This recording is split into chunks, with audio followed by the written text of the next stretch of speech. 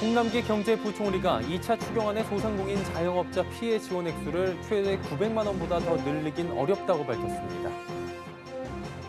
이달 초 수출 금액이 작년보다 10% 넘게 늘며 9개월 연속 수출 성장에 청신호가 켜졌습니다. 올해 자동차 산업을 강타한 차량용 반도체 공급난이 내년에도 계속될 것이라는 전망이 나옵니다. 공공재개발 사업지 중 가장 속도가 빠른 흑석 2구역 사업이 토지주들의 반대로 삐걱대고 있습니다. 센 경제라이브 시작합니다.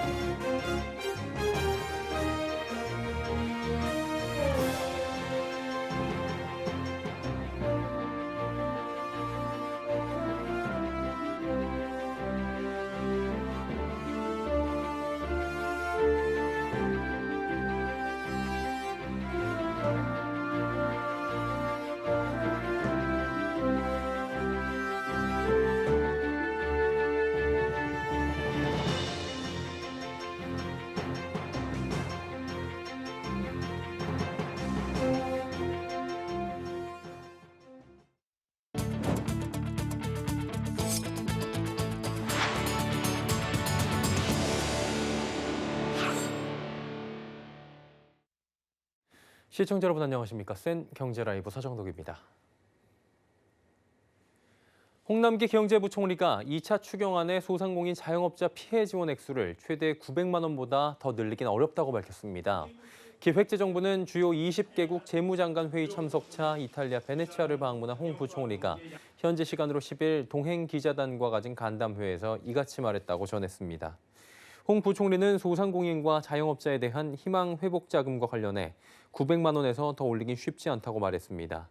이어 방역 강화로 소상공인들이 더 어려워질 것이란 지적이 있는데 국회와 협의 과정에서 봐야 한다며 거리두기 4단계 기간에 대해 누구도 확신할 수 없지만 그런 판단에 따라 달라질 수 있을 것이라고 덧붙였습니다.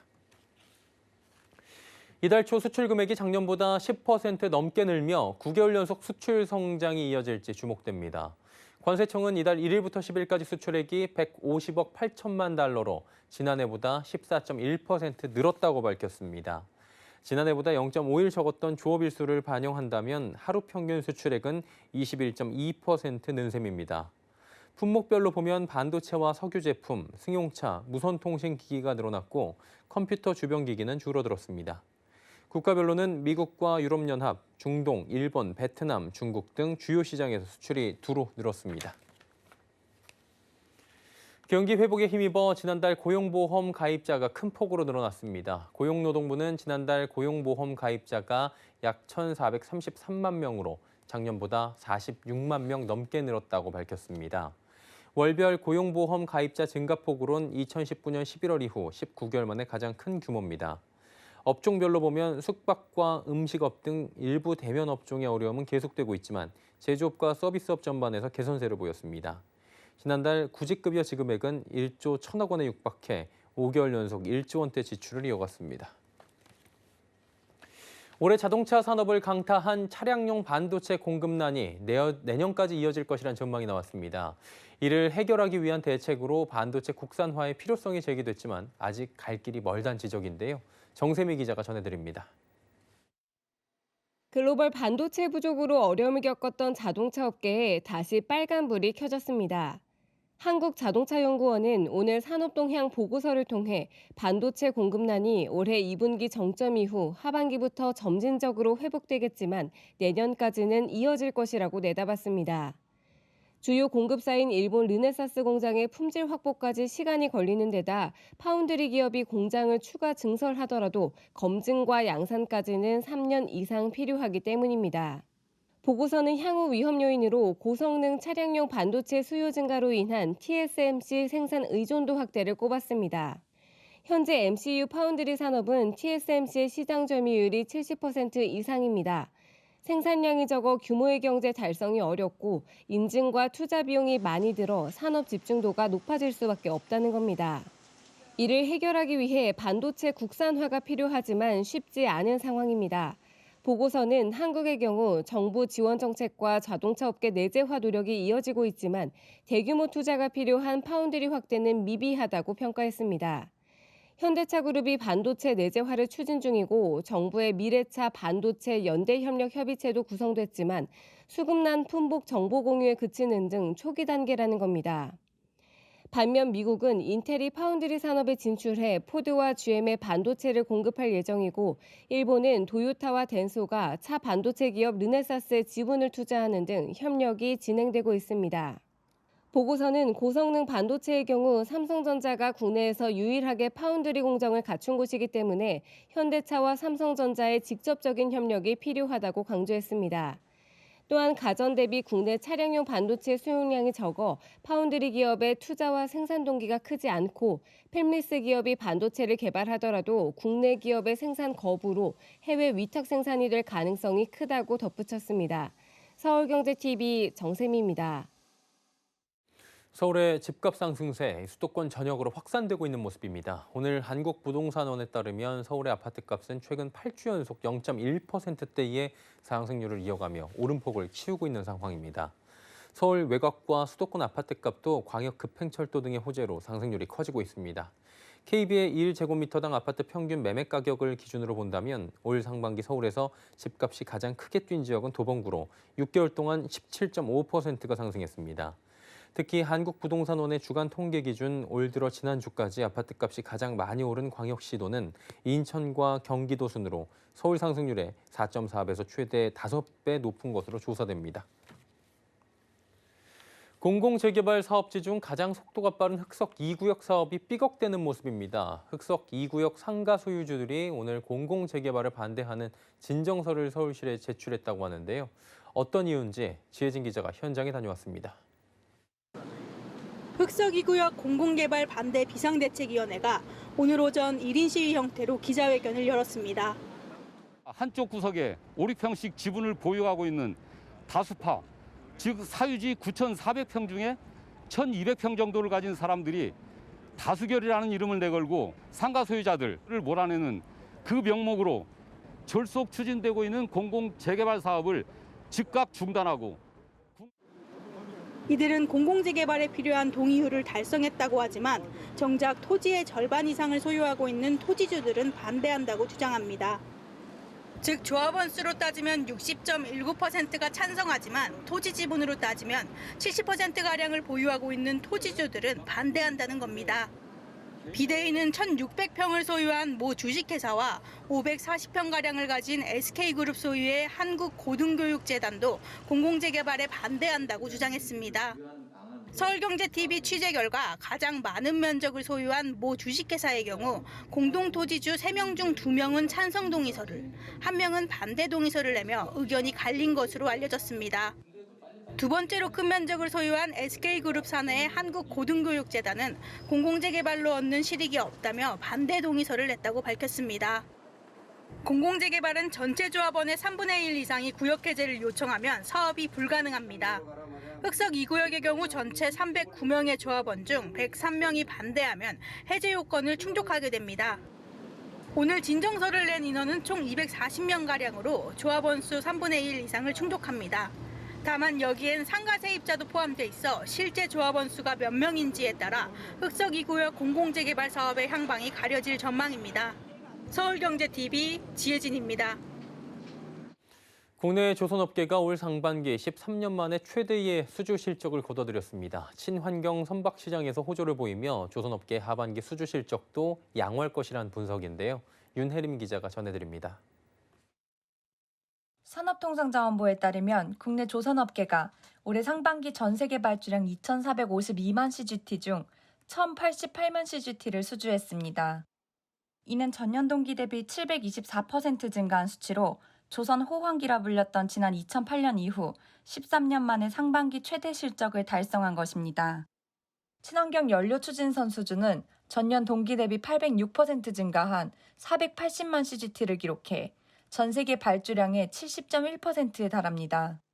특히 최근 3년간 친환경 연료 추진선 수주가 매년 상승하고 있다는 점은 국내 조선업계의 경쟁력을 강화시켰다는 분석입니다. 다만 후판 가격급 등이 수주 잔고에 반영되자 국내 조선사들의 2분기 실적은 어닝쇼크로 추정된다는 분석입니다. 조선용 일본 후판 가격은 지난달 말 기준 톤당 950달러로 지난해 말 대비 79%, 중국산 후판 가격은 연초보다 17.5% 상승했습니다. 이에 연초 전 세계적으로 이어진 수주 호조에 슈퍼사이클에 진입했다던 조선주 주가는 5월 고점을 기록한 이후 지속적으로 하락세를 보이고 있습니다. 증권업계는 강제값 인상으로 인한 주가 조정을 조선업종 비중 확대 기회로 활용해야 한다고 조언했습니다. 중국에는 지금 수주를 받고 있는 고가의 물량들이 소화가 되는 시점이 오기 때문에 어닝 시즌의 조정을 받을 때 저희는 점진적으로 비중을 늘려놓는 게 좋을 거라고 보고 있고요. 이익을 실현할 수 있는 시점을 내년 하반기 이후라고 생각을 하시고 접근을 하시는 게 좋을 것으로 보고 있습니다. 서울경제TV 윤혜림입니다.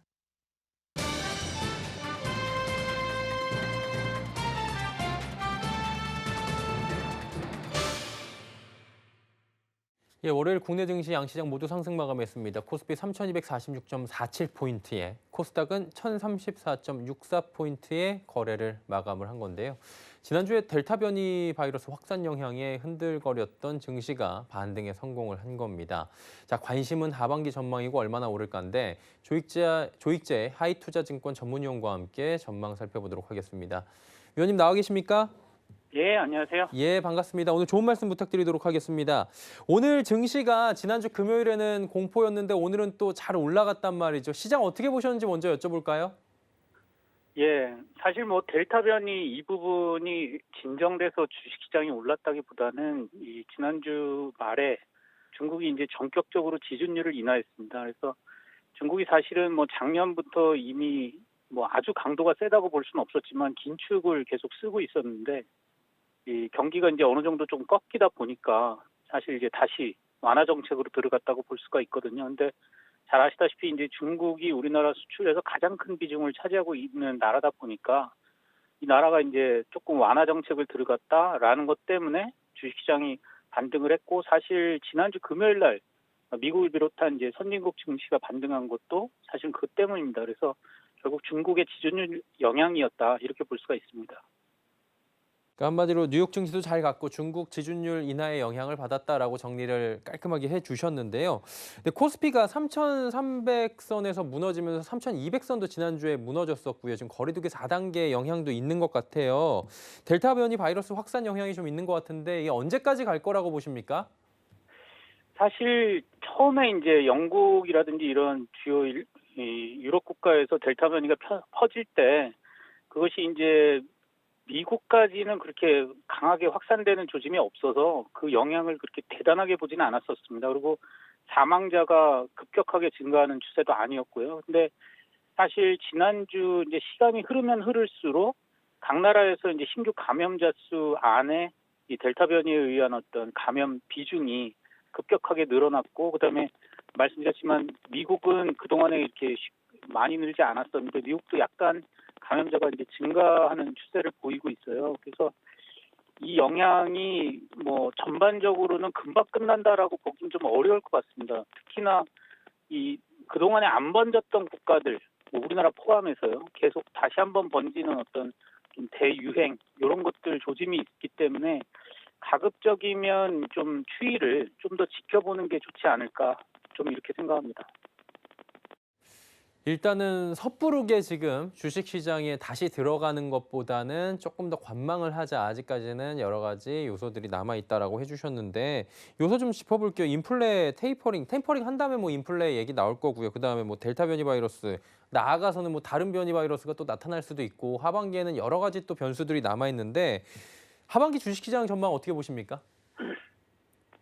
사실 이번에 델타 변이 문제가 있기 전에 이제 하반기를 보는 어떤 기본적인 틀은 뭐였냐면 적어도 가을까지는 세계 경기 회복이 우리나라도 그렇고 미국도 그렇고 주요 국가들의 경기 회복이 계속 되기 때문에 주식시장이 여러 가지 변수들이 있지만 전반적으로는 좀 상승 추세고 한 3,400포인트는 가볍게 넘었을 것이다 이렇게 좀 전망을 하고 있었는데요.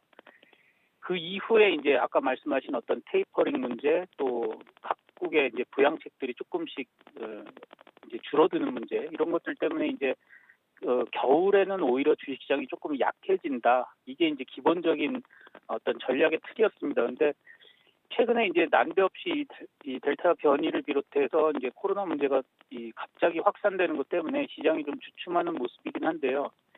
크게 문제가 안 된다면은 시장 자체는 그렇게 쉽게 꺾일 장은 아니거든요. 왜냐하면 말씀드렸지만은 전반적으로는 경기가 그렇게 나쁜 상황이 아니기 때문에 다만 이제 이런 우리가 예상치 못했던 것들이 터지면 이제 변동성이 좀 심해지지 않습니까? 뭐 지난주에도 그렇고 오늘도 그렇고. 그래서 그런 변동성에서 약간 이제 주가가 좀 과도하게 빠지면 오히려 좀 저가 매수를 할 수 있는 그런 기회를 삼는 것이 좋다. 좀 이렇게 보고 있습니다. 전반적으로 시장을 둘러싸고 있는 상황 자체는 여전히 견조한데 이 가운데서 변동성이 나타날 수 있다. 그리고 변동성을 좀 이용하자라고 해주셨는데 그러면 하반기에 저희가 순환매 장세나 변동성 장세에서 눈여겨볼 만한 업종이 있다면 좀 짚어주시겠습니까? 사실 제가 오늘 이제 전 세계 ETF 자금 흐름을 좀 분석해서 각 업종들에 투자하는 그런 ETF의 전체적인 이제 수급, 펀드 플로우를 이제 체크를 해봤는데요. 아주 중요한 특징이 두 가지가 있습니다.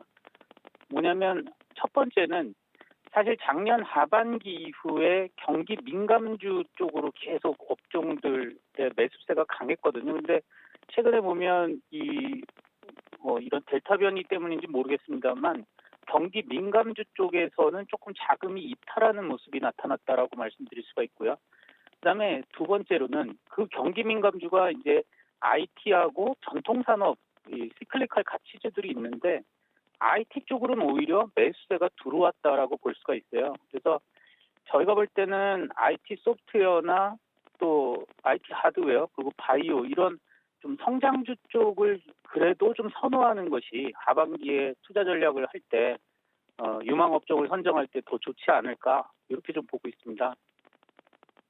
예, 한마디로 상반기에 조금 고전했던 IT 쪽이나 성장주로 다시 한번 조금씩 눈을 돌려보자 이렇게 정리하도록 하겠습니다. 자, 오늘 말씀 여기까지 듣겠습니다. 조익재 하이투자증권 전문위원과 함께했습니다. 위원님 고맙습니다.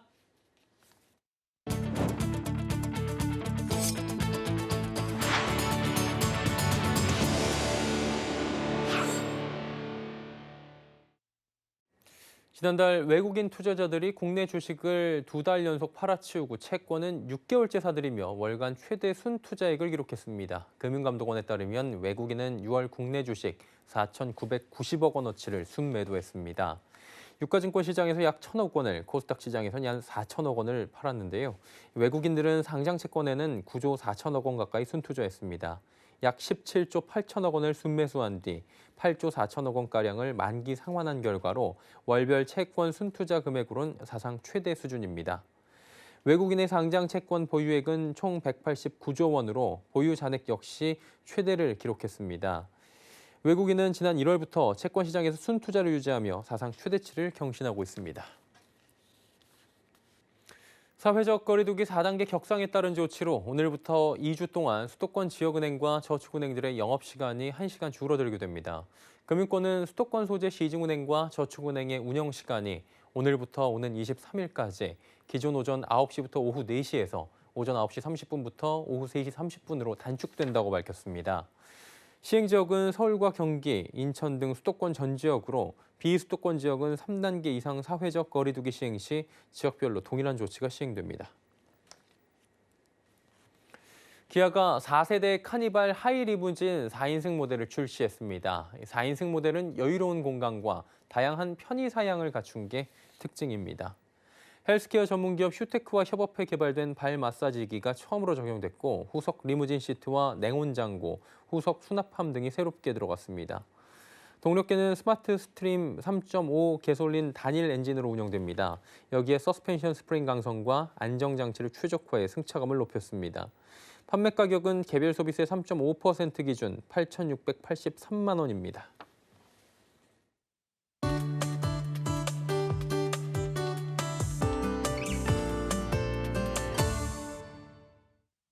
지난달 24일 미국 플로리다에 있는 콘도가 무너졌습니다. 3개가 경악을 했고요. 건축에 대한 규제가 잘 이루어지고 있는 미국에서 12층 콘도가 무너지면서 160명이 넘는 인명피해가 발생하기도 했습니다.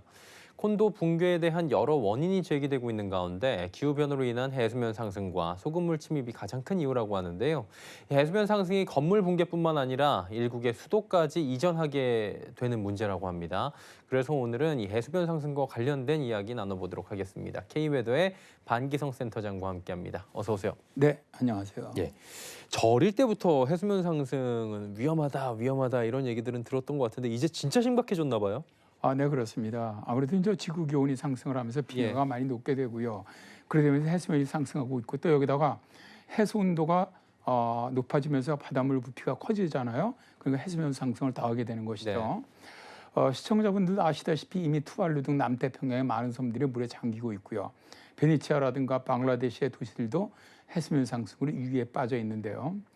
일국의 수도가 해수면 상승으로 인해서 수도 이전을 하게 되었다는 이야기는 상당히 충격적입니다. 17,000개의 섬으로 이루어진 인도네시아는 지구온난화로 인한 해수면 상승, 그리고 무분별한 지하수 개발 등에 따른 지반 침하 문제가 겹치면서 세기 말이면 해안 도시 대부분이 바닷물에 잠길 것으로 예상되고 있는데요.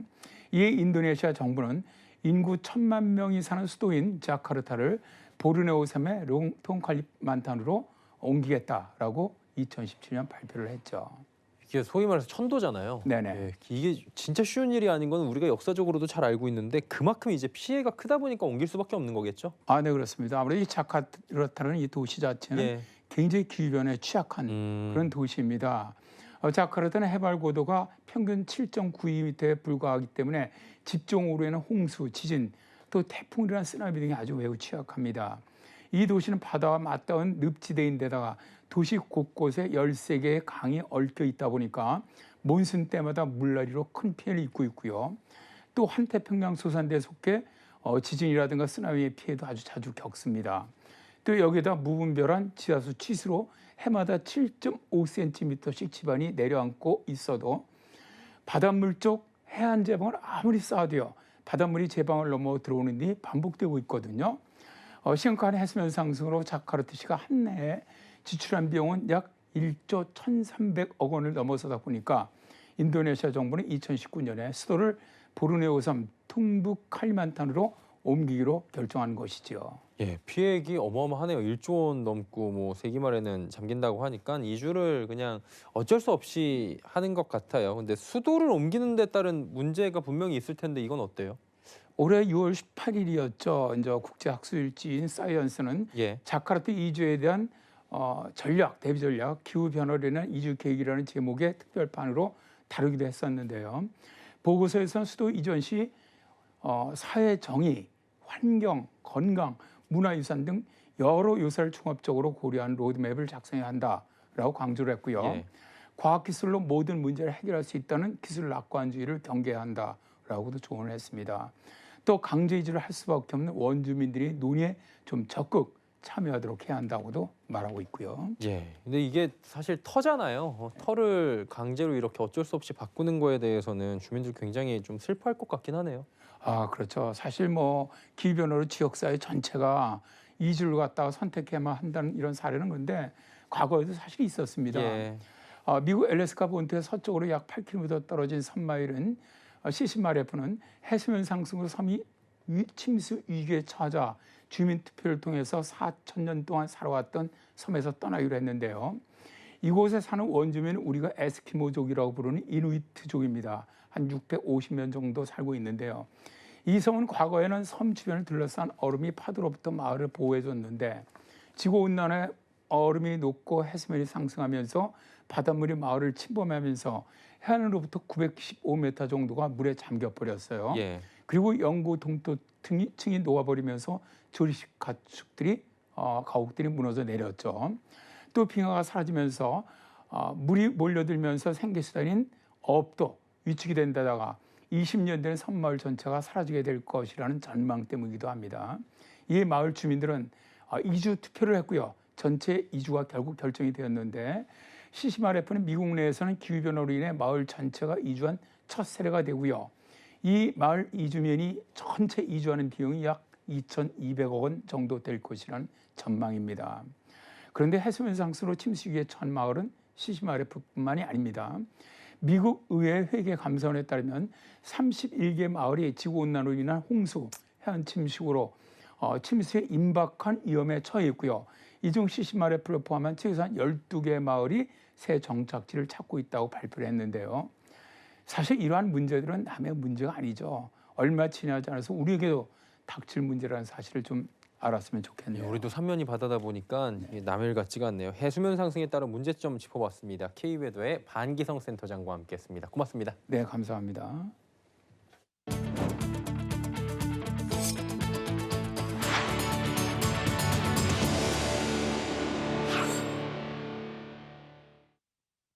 센 경제 라이브 저희가 준비한 소식은 여기까지입니다. 편안한 저녁 시간 보내시길 바랍니다. 고맙습니다.